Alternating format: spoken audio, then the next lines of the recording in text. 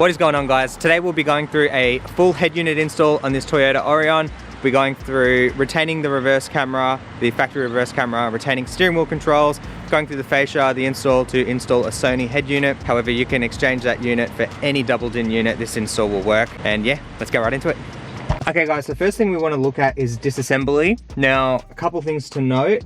This customer has already removed the radio, but he's put everything back, including the brackets. So you could basically just imagine the radio was in place and the disassembly is going to be the exact same. Second thing is, in a lot of these cars, especially as they get older, this part of the dash right here where my finger is, all the way up, it gets very soft. So this is actually in very good condition. What you need to do is, when we're using plastic tools, okay, things like that, you can very easily damage that. Okay, so you need to be extremely careful. Maybe even use your hands and just pull on this panel here. See, I'm already pulling. They do come out pretty easily. To remove this, we're going to start in this area here. This panel is the first one that we need to remove right here. So we're going to unscrew the gear selector, and then this whole panel here is going to pop straight up. So I'll have to open this to do that, but you'll see. Okay, this panel has a few plugs on it, which I've just done. So there's 2 plugs right at the front and 3 plugs right here.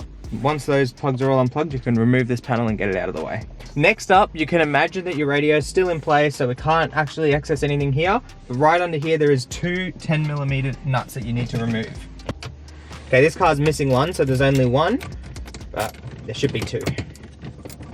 Once that's removed, again, we can imagine there's still a radio here, so we can't access the 2 screws at the top. But we're going to remove this panel, so you wouldn't be able to pull here, but I'm lucky today. Okay, you can pull from the top. Got a couple of plugs in it that you'll need to remove. You can set that to the side. And then that will expose 2 more bolts. And that's the radio disassembled. Now from here, the radio and the climate control will come out as one piece. And you'll have to unplug all of these plugs here. Okay, now to make all of this work, you will need some parts. If you are here in Australia, there's this company here, which is AirPro. They sell a install kit. So this is the install kit for the Toyota Aurion. What you do is just jump on their website and then put your car details in, and it will basically tell you all of the parts that you need. So what do we have here? We've got the new bracket. Okay, so those 2 brackets that we're holding in the factory radio, those 2 brackets are replaced with these new ones. These new ones will hold the the new head unit and also the factory climate control in place. Okay, so we need those. Some wiring in here. So this is going to do your steering wheel controls. So show you how easy this is. 1, 2, 3, okay, like that. And that's your power's done. And then you've got a module here. So this will do your steering wheel controls. So just tape that up. We'll make all this look really nice. And all your factory steering wheel controls will work. And there's another plug here. Now this has got the factory camera wiring on it. We're not going to do that in this video. I will link a video in the top right hand corner of how to hardwire a factory camera. Then we've got the step 2 harness. And it comes with the patch lead. So the universal patch lead, you can get rid of. The universal one does the exact same thing, but you have to set it up. So this one here, you don't have to set up, it's already done. Now what you could do with this unplugged is chop off the ISO connectors and hardwire the cable or the plug that comes with your new head unit. So this customer has a XAV 3000. In here is a plug to power up the unit, and it has bare wires on it. Okay, right there. And so what you can do is chop that off and solder these up color to color. So red to red, blue to blue, black to black, stripes to stripes. Very easy.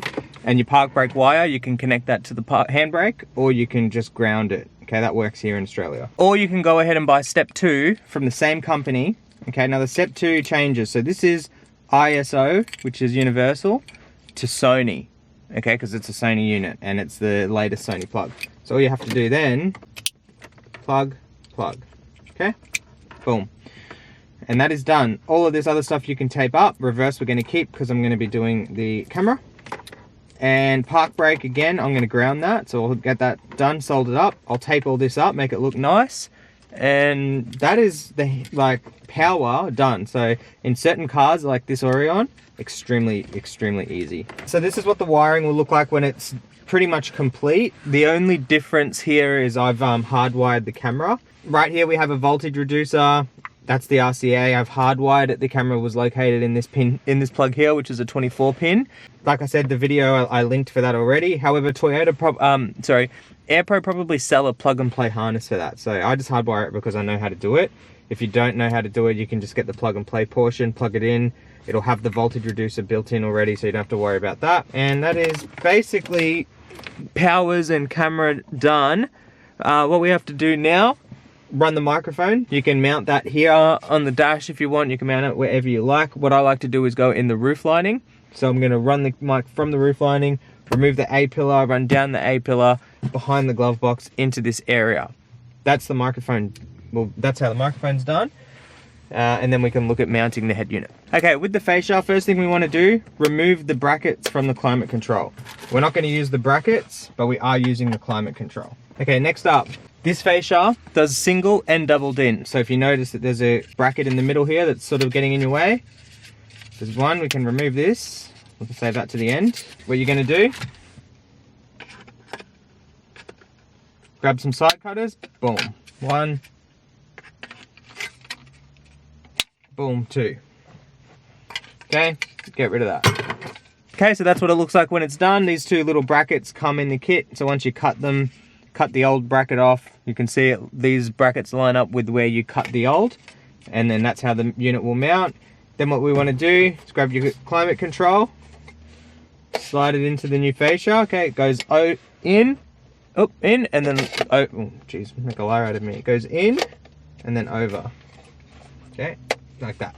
And it locks into place. Okay, we're getting there now. Okay, slide the unit in, get it to the prime position. Once that's in, you'll see a bunch of screw holes line up, and then the unit is sitting in there beautifully. And the screws, the mounting hardware that come with the head unit, use those and mount it, which is what I'm gonna do right now. Once the unit is in, you can just check, make sure it's all lined up, all squared off. Looking very nice. Normally we do all of this up on the bench, but today I'm working on site, so yeah, we got to do it here. Okay, then we've got some brackets. These are going to replace the original ones. They'll only go one way, so you can't really muck it up. It'll line up here, and it will line up, the screw holes will line up with the climate control. So what we're going to do is the factory screws from the climate and the original bracket will go into the new bracket, okay, and that'll keep the climate control in place. Lastly, there's 1, 2, 3, 4 screws on either side provided in the kit. 4 screws. Grab them, screw them in. That'll stop things bouncing around. Okay. And here we have a beautiful finished fascia. Okay? Hopefully that all made sense. If anything didn't make sense, drop a comment below. USB, I've spoken to the customer, he just wants it run into the glove box. We'll do that first. This is really easy. Feed the USB behind, open the glove box, meet your hand behind. In some cars you do need to remove the glove box. In these Toyotas you don't have to. It's very easy, there's plenty of room back there. Close it, see it closes fine.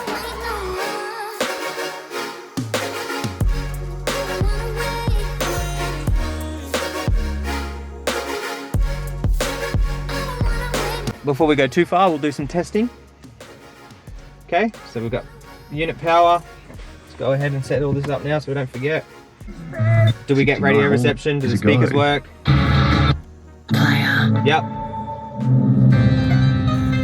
Now with Vodafone's do our steering wheel controls work? Prices, oh, look at that. Get 40 of what you love. Yes, I did. Go to vodafone.com.au or in store today. Okay, it's all looking good so far. Yeah, that's it. I got my peaches out in Georgia. Copyright claim. Okay, can start screwing this thing back in now.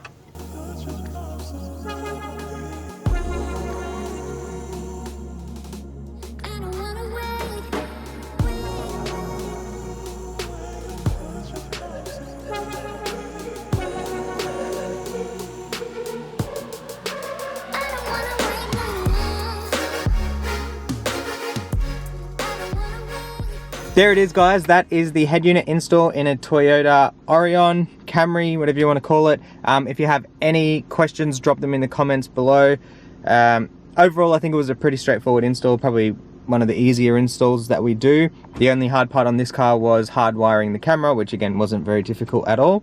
Yeah, everything works, looks awesome. Like I said, any questions, drop them in the comments below. In the description below, there'll be all the links for my website if you want to get in touch with us, anything like that. And yeah, thank you so much for watching. I'll catch you in the next one.